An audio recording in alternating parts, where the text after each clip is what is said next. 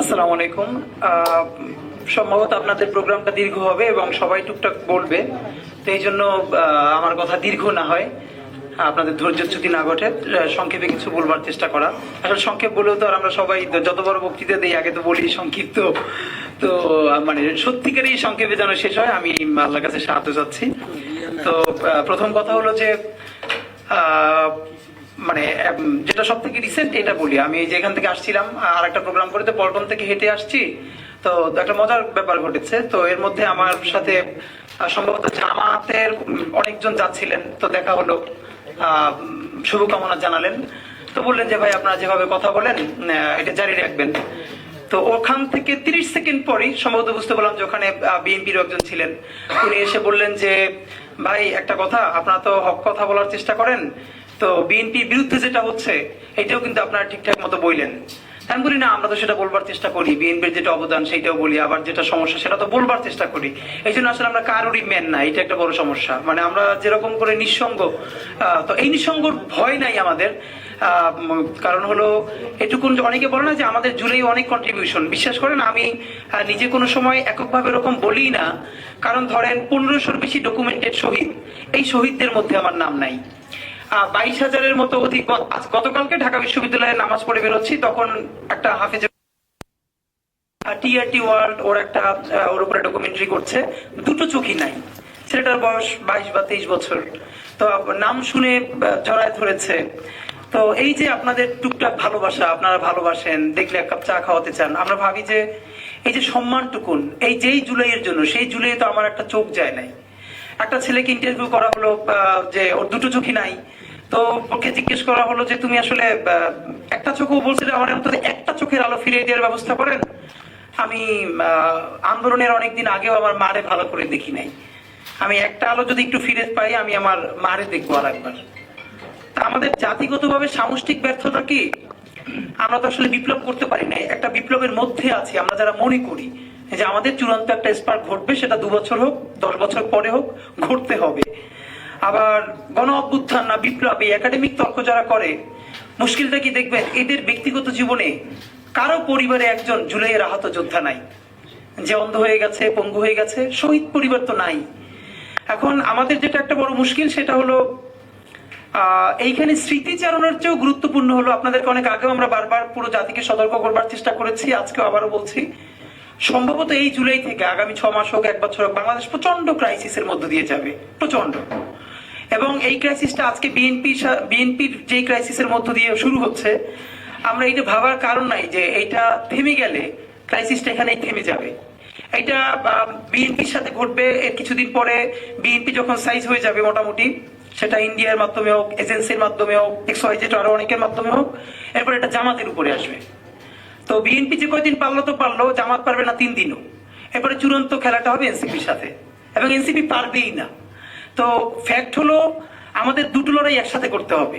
আমরা কোনো রাজনৈতিক দলকে এককভাবে এই দেশকে বর্গা দেই নাই। তো যে কথাটা বলবো করে যে বিএনপির যেই ভাইয়ের সাথে দেখা, উনি আমাকে বললেন যে আপনি ভাই একটা কথা ভালোই জানেন, তারেক রহমানের সাথে কিন্তু কাছে কিন্তু সবার হাজিরা দেওয়া লাগবে, এই কথাটা আমাকে বলতেছে, আমি কোট করে বলছি। এবং আমি বুঝলাম উনি বিএনপির খুবই ডেডিকেটেড একজন কর্মী। তো জামাতের লোকদের সাথে দেখা হওয়ার একটু পরেই যখন বিএনপির একজনের সাথে দেখা হচ্ছে, তিনি বলছেন যারা আজকে বিএনপির বিরুদ্ধে বলছে তাদেরকে একটু ভাই মনে করাই দিয়েন তারেক রহমানের কাছে সবার কিন্তু হাজিরা দেওয়া লাগবে। তো তখন আমি বললাম ভাই এই কথার কারণেই আপনারা ডুববেন, শেখ হাসিনার কাছে এই দুনিয়ার সবার হাজিরা দেওয়া লাগে নাই, এই হাজিরা যে দেওয়া লাগবে এই কথার কারণেই তার এখন দিল্লিতে গিয়ে হাজিরা দেওয়া লাগতেছে। তো শেখ হাসিনার যদি দিল্লিতে হাজিরা দেওয়া লাগে, তারেক রহমানের কাছে সবার হাজিরা দেওয়া লাগবে, এটা একটি স্টুপিড কথা। বরং এই কথাটাই বলতে পারতে হবে তারেক রহমান যা করেন নাই সেই দায় তার উপরে চাপিয়ে দেওয়া যাবে না। তারেক রহমান যা ভালো করেছেন ভেরি গুড, সেটা আমাদেরকে বলতে পারতে হবে। প্যারালালি আমরা এই রাষ্ট্র কায়েম করতে চাই, তারেক রহমানও সমালোচনার ঊর্ধ্বে নন, এবং তিনি ভুল করলে তার সামনে বসে সমালোচনা করে পারতে হবে। এবং সেজন্য আমার রাস্তায় ধরে কেউ বলবে না যে তারেক রহমানের কাছে কিন্তু আপনার যাওয়া লাগবে। তখন বললাম ভাই হাসিনার কাছেই তো সবার যাওয়া লাগে নাই, তারেক রহমান সাহেব তো আরো অনেক পরের কথা। তো এর মানে হলো আমাদের সামাজিক মনস্তত্ত্ব। আজকে যেই সমস্যা বিএনপির, এটা কালকে জামাতের সাথে ঘটবে, পরশু এনসিপির সাথে ঘটবে, কিন্তু অত্যন্ত সচেতন একটা জায়গা আমাদের বোঝা উচিত, সেটা হলো একটা অ্যাপলিটিক্যাল সরকার এই কেন আমরা বারবার বলছি না বিএনপির যে দায় সেটার কারণে বিএনপি যে ভোট করছে, ভোট দেশে লাগবে, কিন্তু এই যে বিএনপির অবস্থা সে কন্ট্রোল না করতে পারলে সে ভোট পাবে না। এটা তো একটা জায়গা আছে বিএনপিকে ধরার, যদি দেশে ভোট হয়। কিন্তু এই সরকার কি করে? এই সরকার তো সেমন একটা প্যাটার্ন যে এই আমাদের বক্তব্যটা, এই ভয়াবহ হত্যাকাণ্ড সোশ্যাল মিডিয়া আসার পর গ্রেপ্তার করতে হলো, তার আগে 48 ঘন্টা পার হয়ে গেছে, সে কি করেছে? হ্যাঁ, এই প্রশ্নটা যদি বিএনপি রুমিন ফারহানা আপা করতে চায়, তার জন্য আমাদের উত্তর রেডি আছে।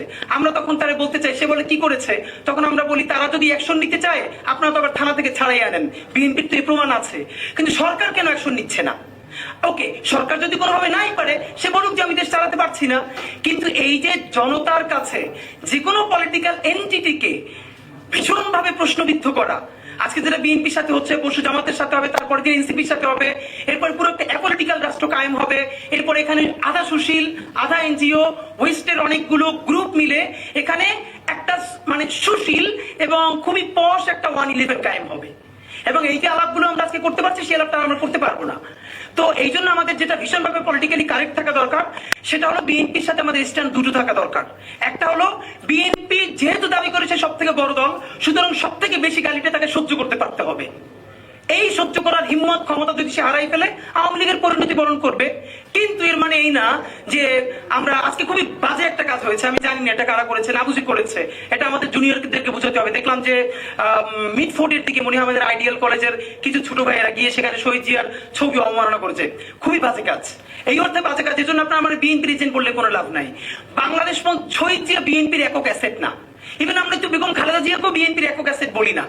শহীদ জিয়া বাংলাদেশপন্থী রাজনীতির যে আইকনের জায়গা, সেটাকে যদি আপনি ধ্বংস হতে দেন, তাহলে বাংলাদেশপন্থী রাজনীতিতে দাঁড়াবে কিসের উপর? প্রত্যেকটা দেশে পলিটিক্সের জন্য, নেশন বিল্ডিং এ, স্টেট বিল্ডিং এ তার কিছু ক্যারেক্টার দরকার, কিছু আইকন দরকার, কিছু হিরোজ দরকার। তো আমাদের হিরো কারা হবে? শহীদ জিয়ার মতো সৎ একটা ক্যারেক্টার গত 100-200 বছরে কি বাংলাদেশে এসছে? যেটাকে আমরা জাতীয় সম্পদে রাখবো না?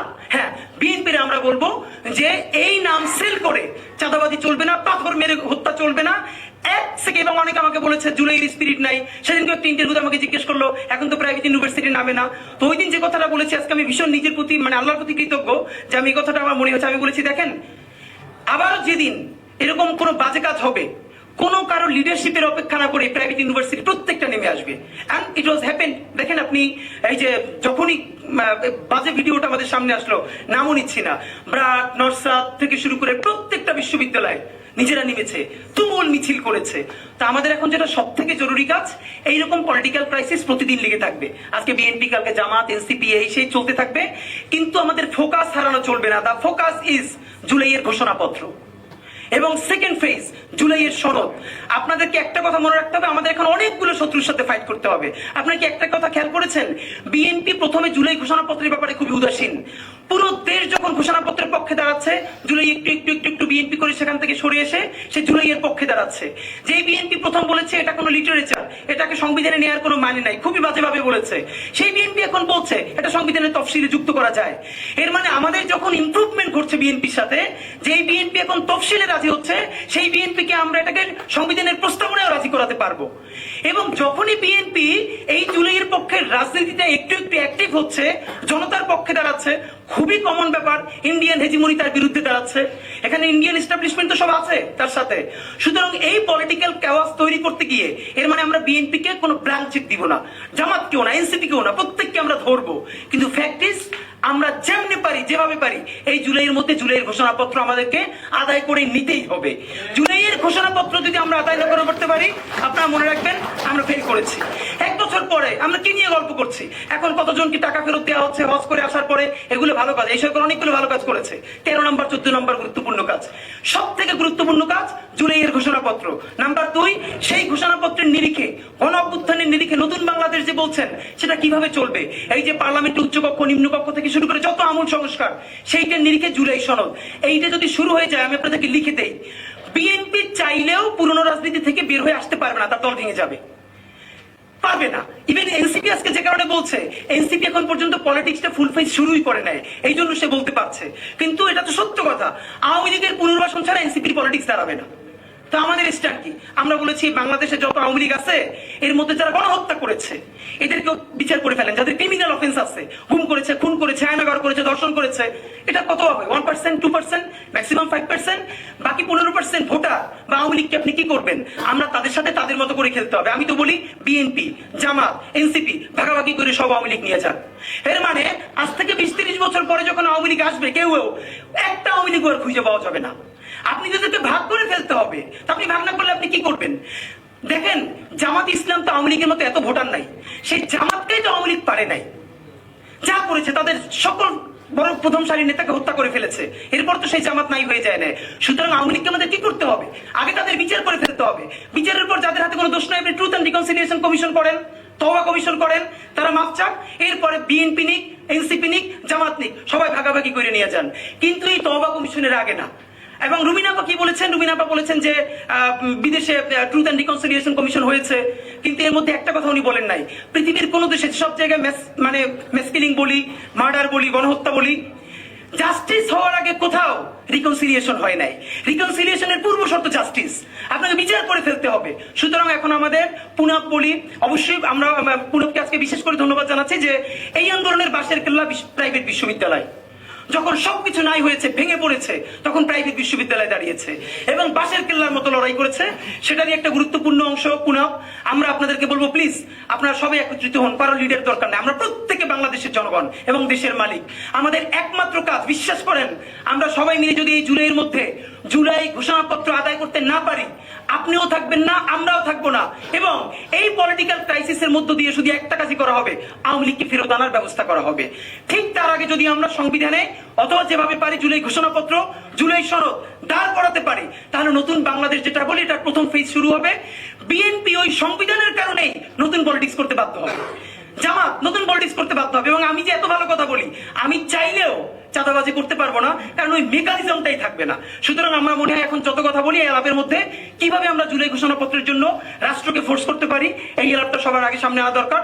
পুরো বাংলাদেশকে একত্রিত হওয়ার জন্য অনুরোধ জানাচ্ছি এবং সবাইকে বলছি যে আগামীকালকে যে স্লোগান শুরু হবে, তুমি কে আমি কে, রাজাকার রাজাকার, কে বলেছে স্বৈরাচার স্বৈরাচার, এই ধাক্কায় আমরা মসনদ পর্যন্ত যেন পৌঁছে জুলাই ঘোষণাপত্র নিয়ে 36শে জুলাই উদযাপন করতে পারি। বাংলাদেশ জিন্দাবাদ, ইনকিলাব জিন্দাবাদ।